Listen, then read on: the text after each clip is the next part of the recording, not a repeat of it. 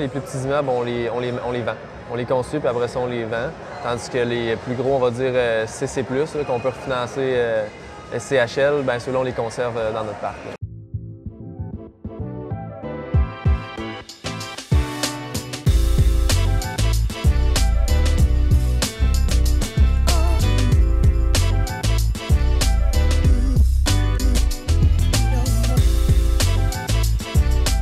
Salut Marc-Antoine. Salut Jean-Philippe. Ça va bien? Oui, toi? Oui. On vient d'arriver de faire un tour d'hélicoptère. Oui, beau petit tour d'hélicoptère, effectivement, pour voir nos chantiers en cours. Quel chantier on est allé voir pour toi? On est allé voir sur le boulevard Pionze-Nord à Val-Bélair. On a un 16 logements en construction et puis qu'on termine le 1er novembre. Fait que c'était intéressant d'aller voir ça du haut des airs.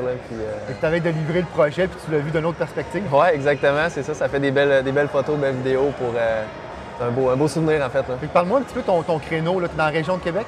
Oui, Québec, Rive-Nord 100 On n'est pas encore sur la Rive-Sud. Ça va venir éventuellement, mais vraiment plus Québec ici. Dans l'immobilier, dans quoi tu te spécialises?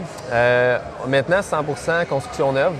Depuis à peu près 2 ans, là, on s'est mis à acheter juste du terrain, laisser faire le usager.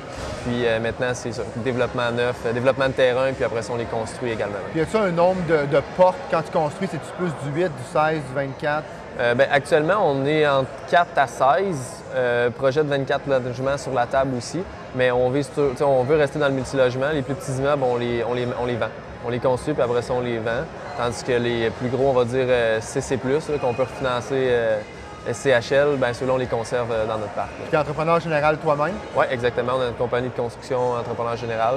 Puis on gère la construction. On n'a pas d'ouvriers, c'est pas nous qui montons les structures, etc., mais on gère les sous-traitants, puis on optimise notre budget puis notre rentabilité de projet en faisant ça. Dans ta vision, Marc-Antoine, est-ce que tu vas garder tes plex? Les plus petits, peut-être les vendre, mais les plus gros, est-ce que tu as l'intention de les garder à long terme?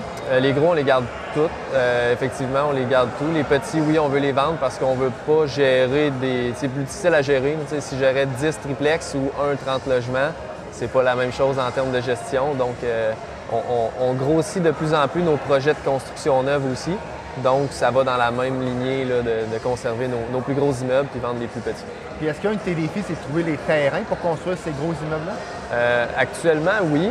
Parce qu'un gros terrain, il faut que tu changes souvent un zonage. Puis un terrain qui a déjà un zonage en place pour un gros immeuble, bien souvent, il n'est pas à vendre. C'est déjà un promoteur qui l'a, qui lui a fait le travail avant. Donc, c'est un petit peu plus difficile, mais on en trouve quand même. Là, il y a beaucoup de...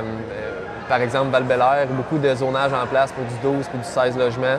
Fait une maison à démolir, des lotissements à refaire, puis on est capable de construire ça sans que ça soit trop long. Là. Merci Marc-Antoine. Ça fait plaisir.